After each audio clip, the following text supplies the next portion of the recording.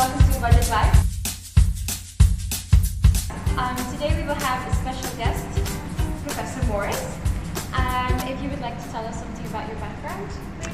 I'm from the United States. The recipe we're going to do today is influenced by my years in Texas, which I lived a good part of my life, and they have a cuisine called Tex Mex in Texas, inspired by Mexican cuisine combined with Texas cuisine.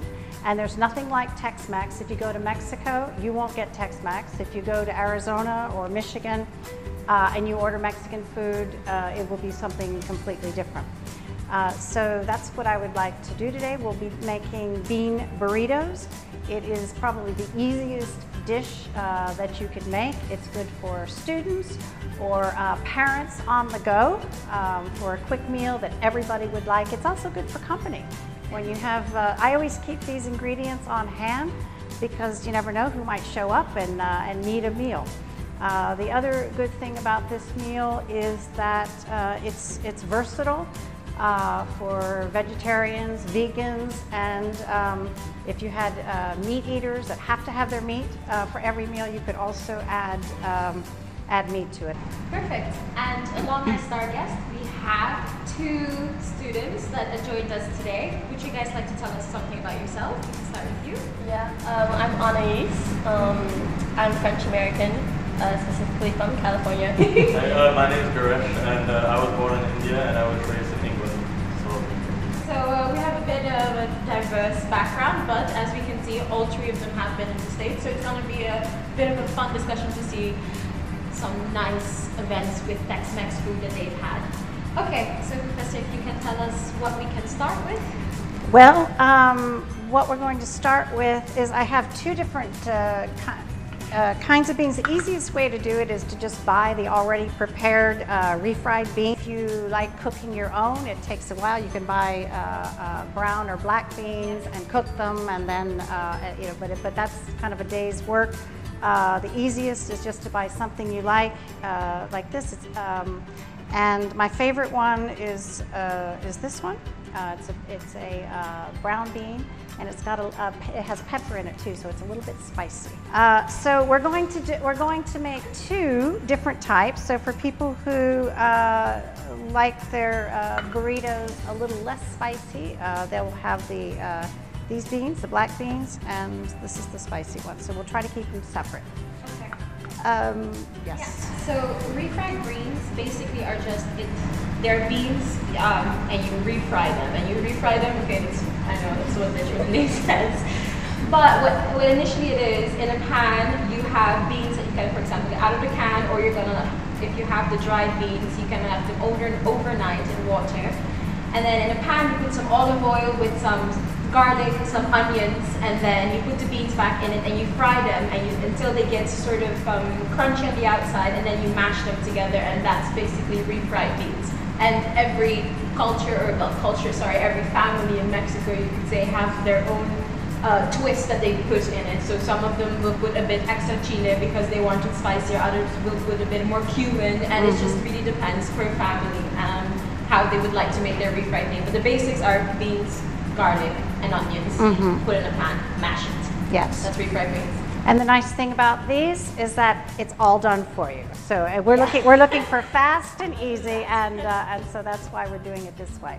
In the burritos, we also put rice, and we already put rice in the rice cooker. If you want to know how we made it, you can look at the second episode, Pilau, Kenyan dish, where we just basically really say in detail how to make rice. Okay. All right. Well, open your cans. There we go. I like having assistants in the kitchen. This is really nice. So, Garesh, do you, in the UK or in India or the US that your experiences, have you ever had a dish similar to this? Yes, like when I first went to America, I was at a homestay, and the first meal that the host family gave me was this. Oh, is that right? But not exactly this. Like, this is supposed to be a bit different to Texas. But yeah, I thought I would get like what I thought is American food, but then American food is so many different It's such kinds a of cultures. fusion, right? Yeah. Yeah.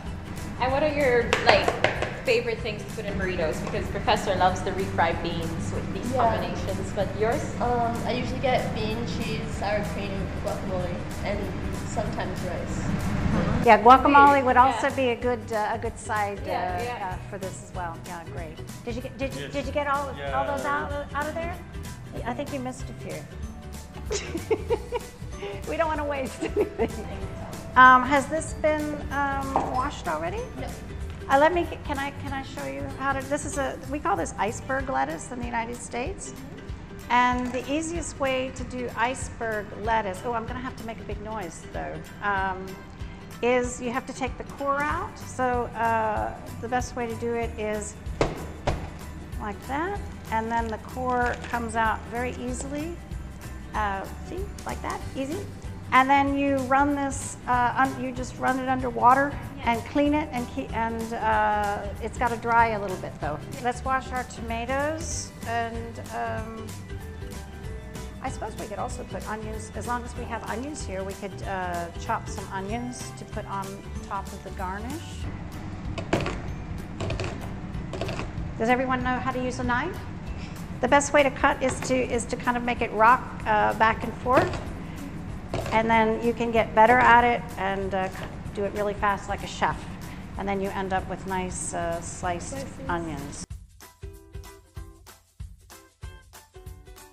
Well, a big part of cooking though is the pleasure of the eyes. That's the first thing you see with food when you're served a plate is the dish. And if it looks good, you'll want to eat it. If it doesn't look good, no matter how good it actually is, you may not feel much like eating it. You know? But, so we'll try to make a nice looking plate.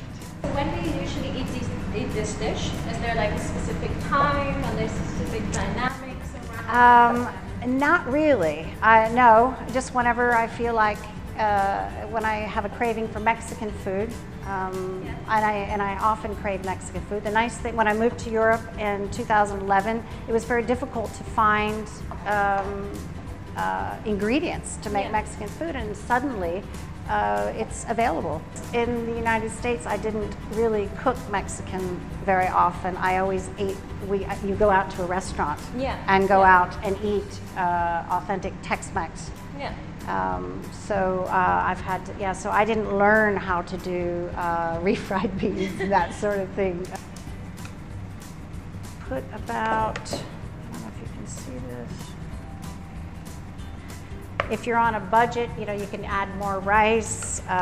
This should be about right. Let's see how that looks. I think that, and then you just decide if that seems to be the right consistency. If you like more rice, then add more rice. You think that's about right? All right. You can also add a bit of salsa to it. Oh, we should have opened these ahead of time. Would you mind? Sorry. Thank you very much. We'll add a little bit, and it's really up to taste. Okay. It's really up to your taste. And maybe you think maybe we shouldn't have added that much? No. Okay. Yeah. Okay. The oven will be at 190, around 190. 190. Yeah. Which is 380. I think it's 380 Fahrenheit. Okay. I'm always having to do this in my head with American measurements. This will work. This will work.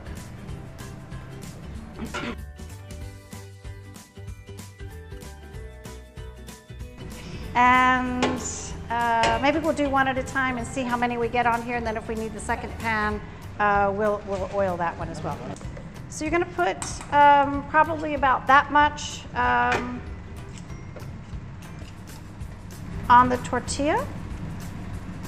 And I like a lot of cheese, but if you have vegans, you can leave this part out and put some cheese on it. That's how I like it, but you don't have to put as much, or you can leave the cheese off. Well, this for sure is like, it could be relatable to Indian food, like the roti chapati, but we don't put things in it and then put it, we make it fresh by itself. Put that there. Mm-hmm. Good. Oh, my mom would be so proud. Yes. Why? Yeah, it's folded food for the first time. And cheese. And if you're gluten intolerant, they also sell at Albert Heijn on corn base. So then Oh yeah. they can also do. make exactly the same, just gluten intolerant version. I've tried it with the corn ones as well. They don't do quite as well with the in the oven. For some reason, they don't get as crispy, but it's more chewy, right? yeah, but it's a good alternative. So the ovens have been preheated. Yes. Before I put these in the oven, I put oil on top. Okay. I usually have a brush, but when you don't have a brush, you can just use a paper towel. I think paper towels are the best invention for kitchens. I don't know. I use a lot of paper towels. Is there anything like in the kind of like the dynamic similar to your house, like when you eat together in the kind of like in a dinner? Yeah, we have house dinners, and this semester, like last semester, it's very like it's been very consistent. At least like every week, at least there's 2 to 3 house dinners. And we all get together and sit around for that. Okay. Yeah.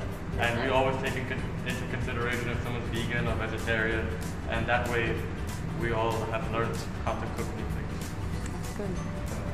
And for how long will it be in the oven? I would say about 20 minutes. Yeah, 20 to 25 minutes in the oven until they're heated through and crispy, a bit crispy and brown. So.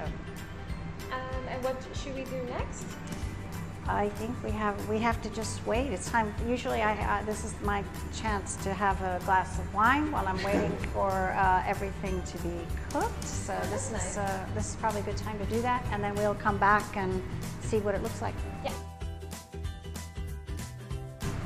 Okay, so the burritos have been in the oven for about 20 minutes, and they look delicious. But before we get them out, we would like to work on the garnish. Okay. Yeah. Well, we need to cut the lettuce, and the easiest way to do this is just take the whole head of lettuce like this, and just cut it, shred it like this. This is the way you see it in Mexican food restaurants. So. I don't. Chipotle. Did you ever go to Chipotle? Oh yeah, is Chipotle. It's not. It's not. When you have tasted like real Mexican food, it's gross. I like Chipotle. The way I like to serve it is with a bit of a lettuce, a salad garnish on the side. Okay, with some tomatoes.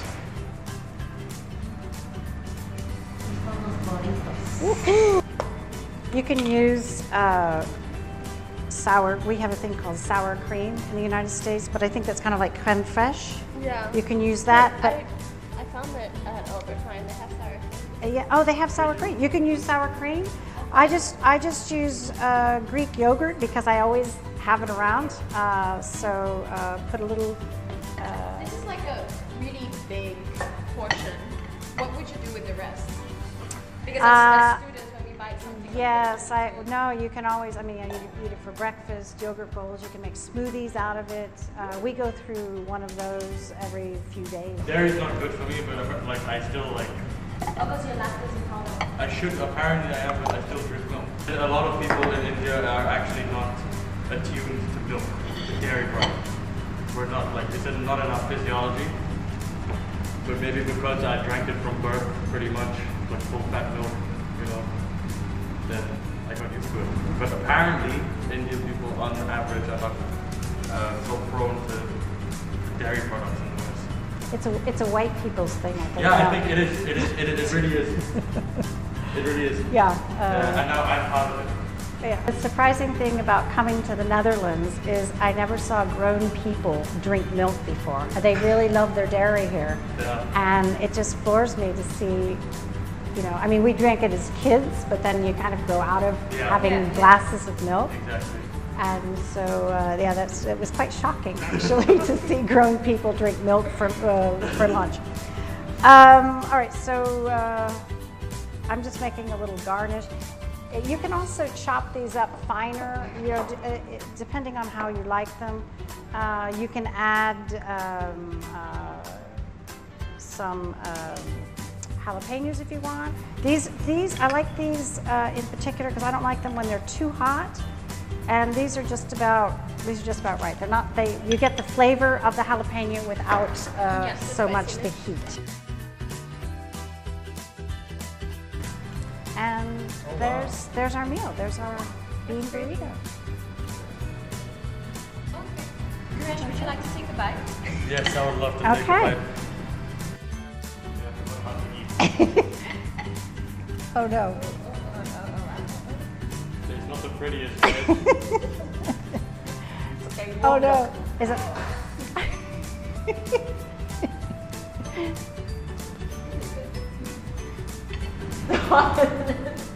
Okay. I burned my mouth. Oh. But it tastes great. Okay. Okay. Well, guys, that's the 4th episode of Budget Bites, and I hope you guys can make this at home. And if you do, please, you can come up to one of us and tell us about it. Or you can even be invited by Professor Morris. And come to my house and make them. That's right. So, thank you, and we hope to see you guys again. We will be filming next week, Monday again, and on Wednesday you'll be able to see the following episodes. Thank you.